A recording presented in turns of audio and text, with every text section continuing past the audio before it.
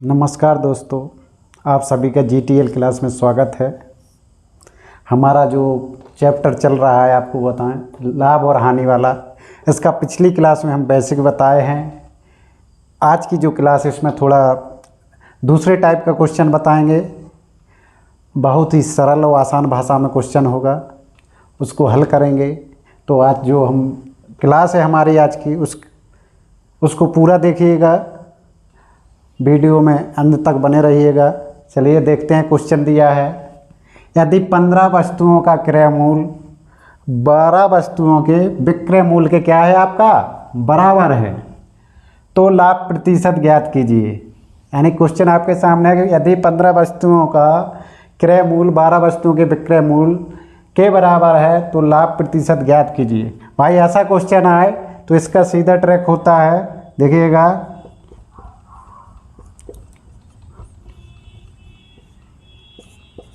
प्रतिशत लाभ या हानि बराबर होता है क्रय मूल्य एवं विक्रय मूल्य की वस्तुओं का अंतर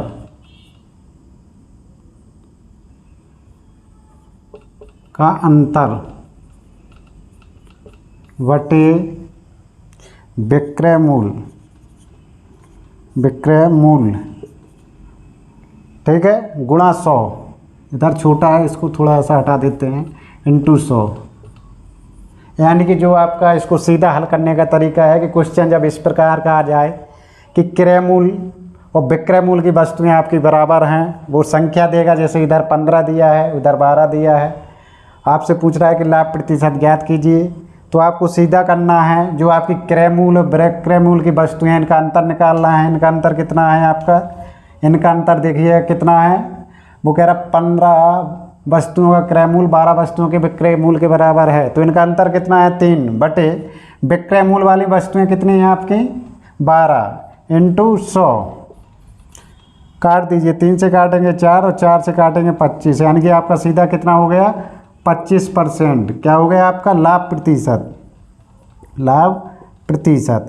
अब आपको जब भी ऐसा क्वेश्चन आए, कहेगा यहाँ कि इतनी वस्तुओं का क्रय मूल्य उतनी वस्तुओं के विक्रय मूल्य के बराबर है, तो प्रतिशत लाभ या हानि प्रतिशत बताइए। तो आपको कुछ नहीं करना है, यहाँ क्रय मूल्य और विक्रय मूल्य वाली वस्तुओं का अंतर बटे विक्रय मूल्य वाली वस्तुएं गुणा 100 कराना है। ठीक है दोस्तों। यदि क्रय मूल्य वाली वस्तुएं देखें, क्रय मूल्य वाली वस्तु अधिक हैं और विक्रय मूल्य वाली क्या है आपकी कम है, तो हमेशा क्या होगा लाभ होगा।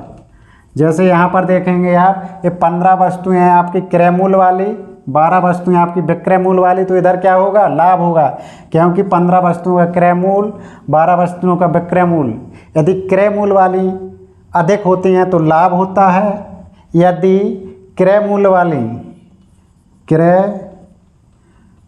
वाली कम होती हैं, विक्रय मूल्य वाली अधिक होती हैं। ठीक है दोस्तों।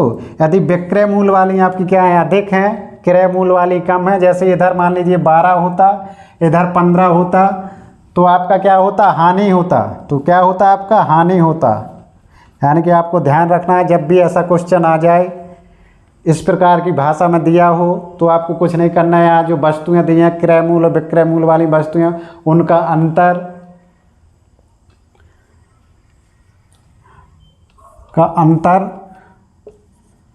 बटे विक्रय मूल्य वाली वस्तुएं। जैसे इनका अंतर 3 है, विक्रय मूल्य वाला आपका 12 है, गुणा 100 करा देना है, ये आपका सीधा आंसर हो गया 25%। अब आपको इधर थोड़ा डाउट रहेगा कि आपका लाभ हुआ है या हानि हुआ है, तो आपको देखना है, यदि क्रय मूल्य वाली वस्तुएं अधिक हैं तो आपका क्या होगा लाभ होगा, यदि विक्रय मूल्य वाली वस्तुएं अधिक हैं तो हानि होगी। ये तो आप जानते हुए इस चिन्ह का मतलब है, ये जिस तरफ खुलता है वो बड़ा कहलाता है। जैसे इसका चिन्ह है, इसका मतलब है कि क्रय मूल्य वाली वस्तुएं अधिक है, विक्रय मूल्य वाली कम है। इसी चिन्ह को जब हम ऐसा लगा दिए, इसका मतलब है कि विक्रय मूल्य वाली आपकी अधिक है और क्रय मूल्य वाली कम है। ये तो चिन्ह आप जानते होंगे, इसके बारे में बताएं। इसी प्रकार का एक अगला क्वेश्चन रहता है, देखिएगा, क्योंकि अगले क्वेश्चन जैसे ही पढ़ेंगे तो आपको थोड़ा कन्फ्यूजन आएगा। तो कन्फ्यूजन को दूर करने के लिए इसी प्रकार का है क्वेश्चन, लेकिन थोड़ा आपका इसकी भाषा चेंज करेगा, उसी को देखना है। चलिए देखते हैं।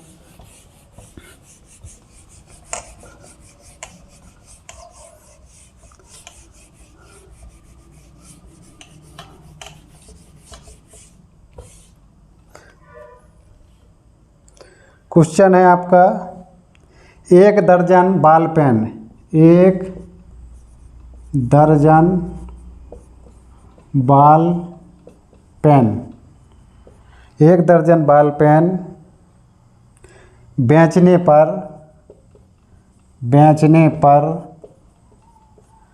बेचने पर एक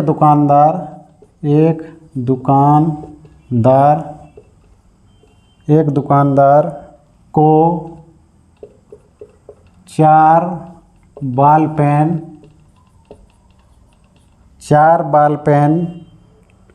के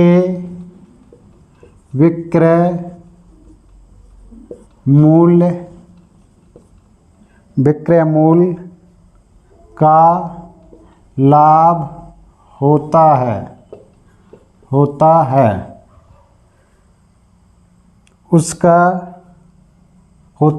उसका लाभ प्रतिशत बताइए। बताओ। ठीक है, क्वेश्चन आपके सामने है।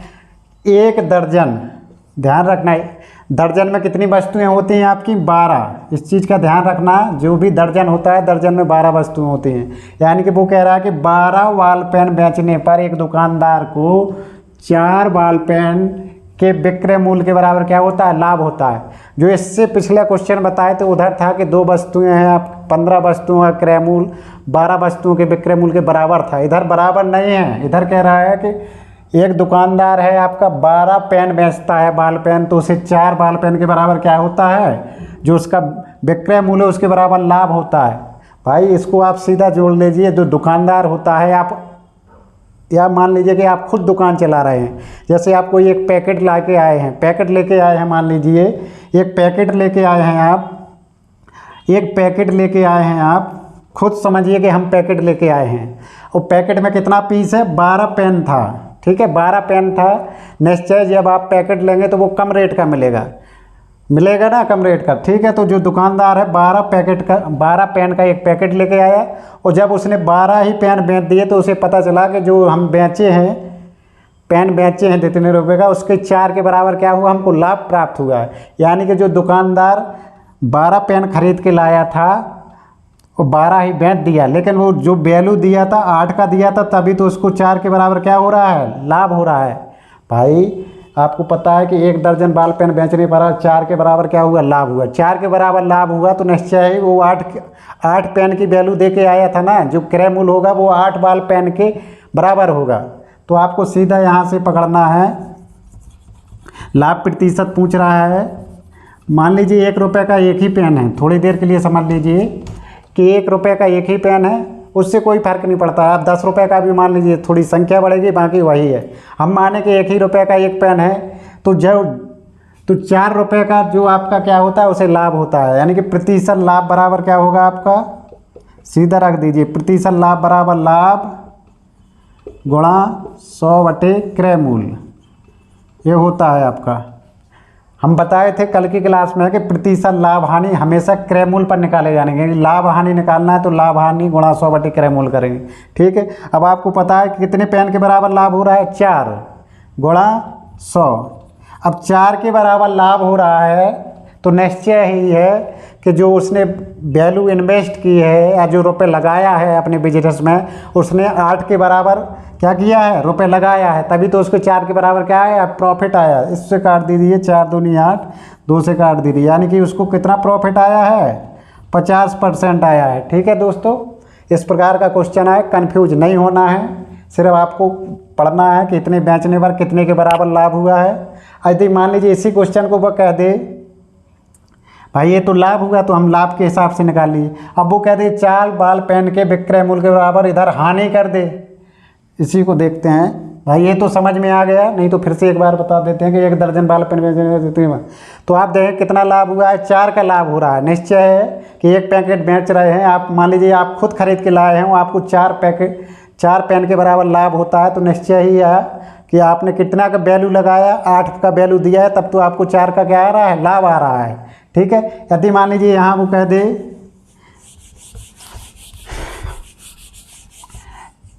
इसी क्वेश्चन को देखिएगा, इसी क्वेश्चन को हम कहते हैं कि 1 दर्जन बाल पेन बेचने पर एक दुकानदार को 4 बाल पेन के विक्रय मूल्य का क्या होता है, हानि होती है। ठीक है, क्या होती है, हानि होती है। निश्चय है हानि होता है, तो प्रतिशत हानि बराबर हानि कितना होता है, 4 पेन का गुणा 100 वटे। अब आपको पता है कि 12 बेच रहा है तो 4 का हानि हो रहा है, तो जो वो वैल्यू लगाया है कितने का लगाया है, 16 पेन के बराबर वैल्यू दे के आया, तब तो 4 पेन का क्या हो रहा है, लॉस हो रहा है। जो 4 बाल पेन की वैल्यू है उसके बराबर लॉस हो रहा है, तो निश्चय ही है उसने 12 खरीदा है, लेकिन उसको वैल्यू क्या दे के आया, 16 का दे के आया। इस प्रकार से कर लीजिए, जब हानि आए तो इसको ऐड कर लेना। ठीक है भाई, ऐसा समझ लीजिए, जब इधर हानि हो तो इसको ऐड करके इधर क्रय मूल्य मान लेना, और लाभ आए तो पिछला जैसा किए वैसे ही कर देना, कर दीजिए। 4 से काटेंगे, 4 से कट दीजिए 25, यानी कि आपका कितना हो गया, 25% हानि होगा। इस प्रकार से ऐसे क्वेश्चन में दो ही पूछा जाता है, या तो हानि प्रतिशत में या लाभ प्रतिशत में, तो दोनों आपको समझ में आ गया होगा। यदि हानि हो रही है तो आपका इधर जो जितना वो जैसे कह रहा है ना, 1 दर्जन बाल पेन बेचने पर 4 के बराबर हानि हुई, तो इन दोनों को जोड़ लो। 1 दर्जन के मतलब 12 पेन ये हो गया और 4 पेन ये, 16 पेन की वैल्यू वो क्या किया, इन्वेस्ट किया, उसे हानि हो गया 4 का, तो 4 गुणा 100 बटे 16 कर दीजिए, आपका आंसर हो गया। अगला देखिएगा,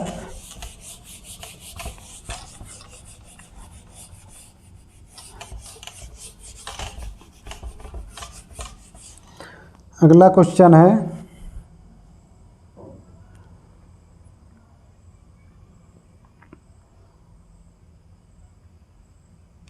हाँ ये आपका अंकित मूल्य वाला है। वो कह रहा है एक दुकानदार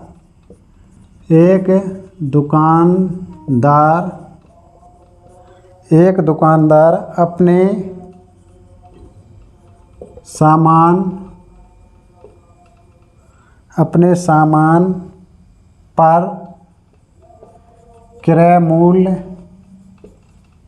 ये शॉर्ट में लिख दिए हैं, क्रय मूल्य से 20% अधिक अंकित करता है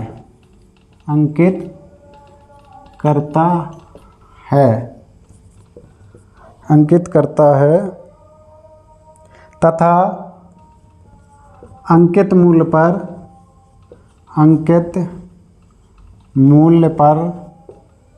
अंकित मूल्य पर 10% की छूट देता है, उसका लाभ प्रतिशत बताओ।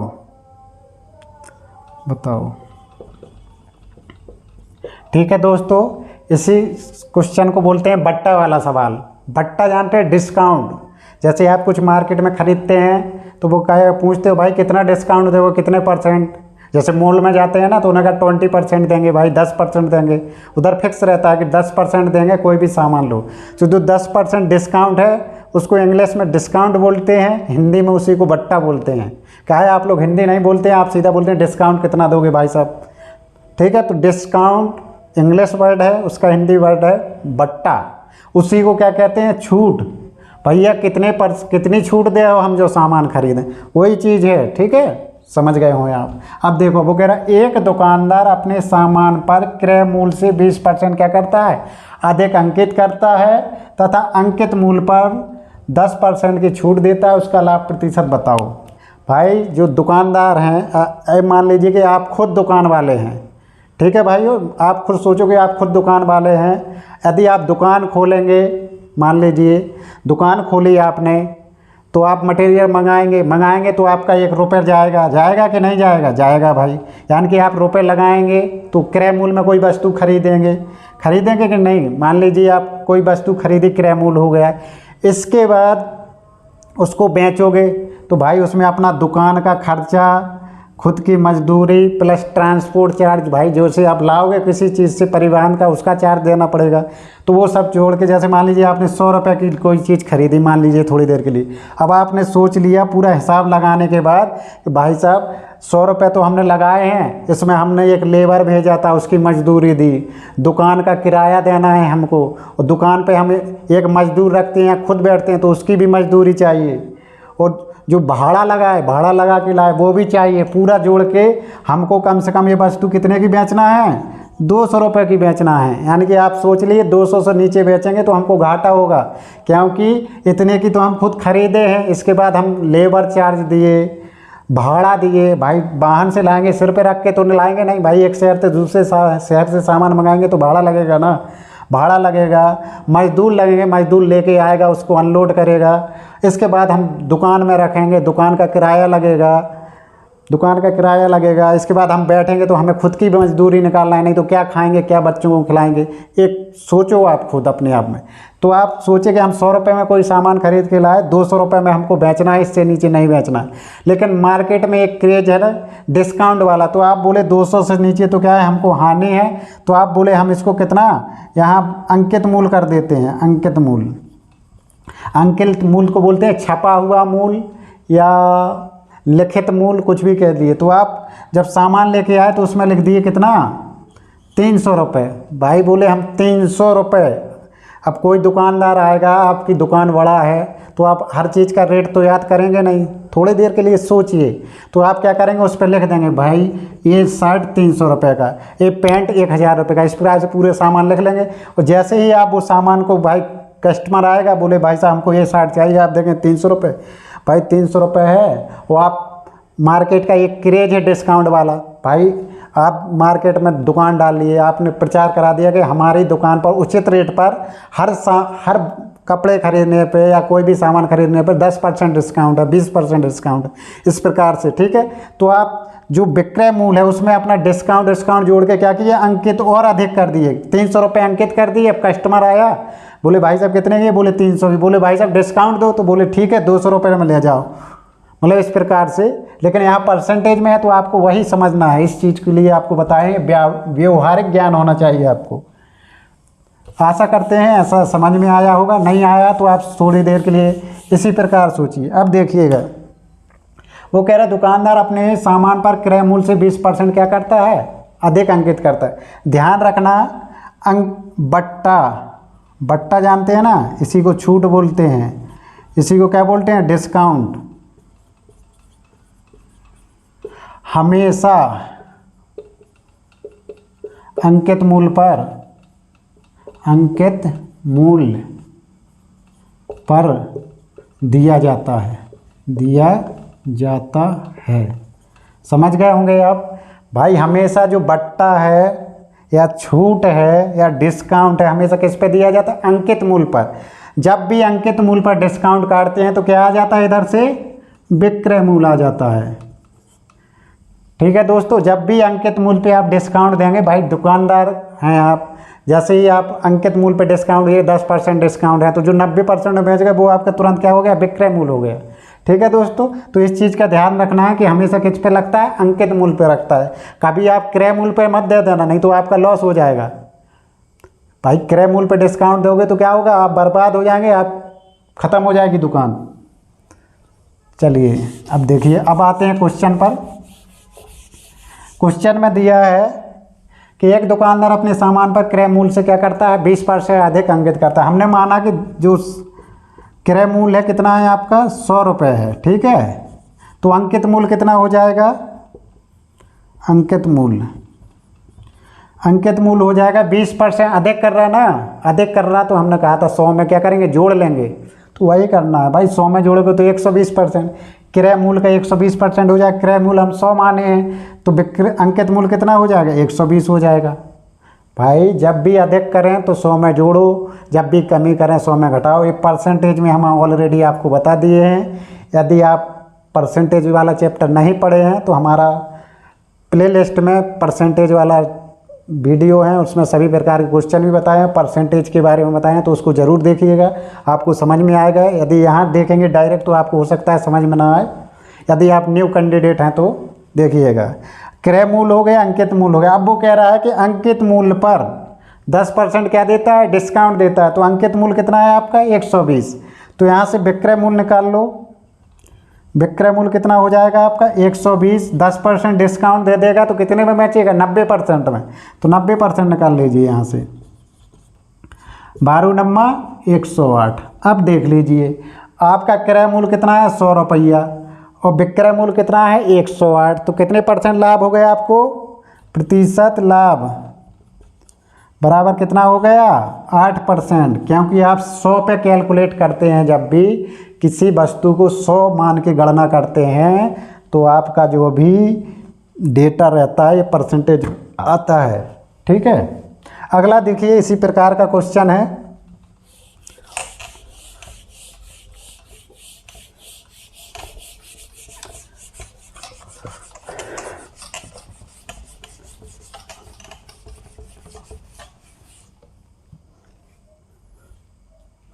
अगला क्वेश्चन है, एक दुकानदार अंकित मूल्य पर एक दुकानदार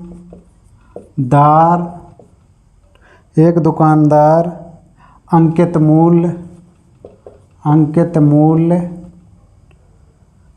मूल्य पर 10% की छूट देता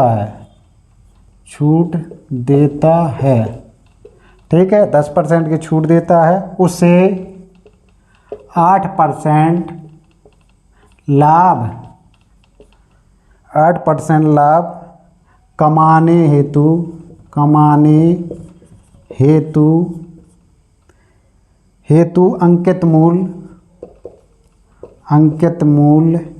अंकित मूल्य को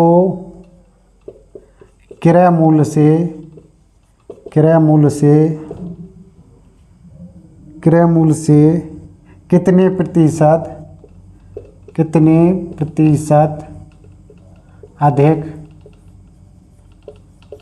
कितने प्रतिशत अधिक रखना होगा या अंकित करना होगा, एक ही बात है, रखना होगा। ठीक है दोस्तों, क्वेश्चन आपके सामने है।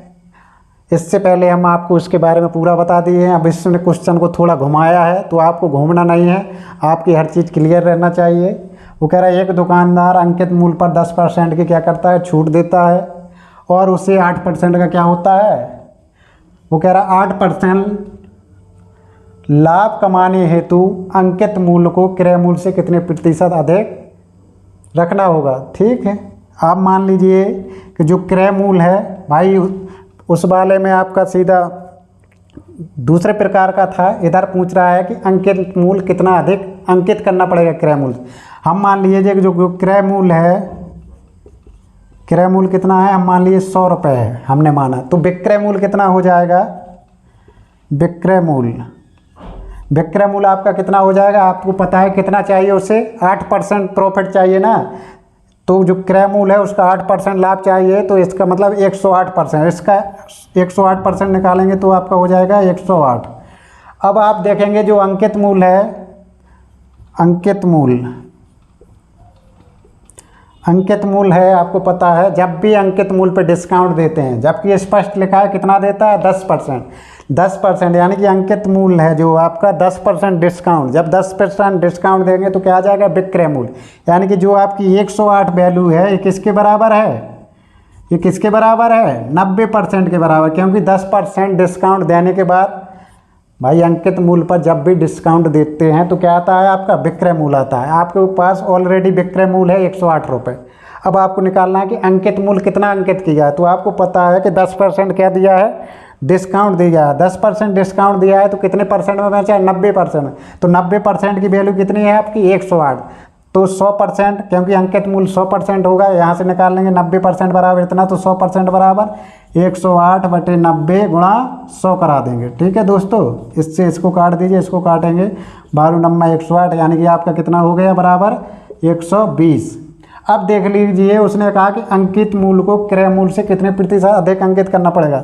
देखो आपके पास दोनों दिए हैं डेटा, क्रय मूल आ रहा है आपका 100 रुपये, अंकित मूल आ रहा है 120, तो कितने प्रतिशत अधिक अंकित कर रहा है 20%। 20% क्या कर रहा है अधिक अंकित कर रहा है, ये आपका क्या हो गया आंसर हो गया।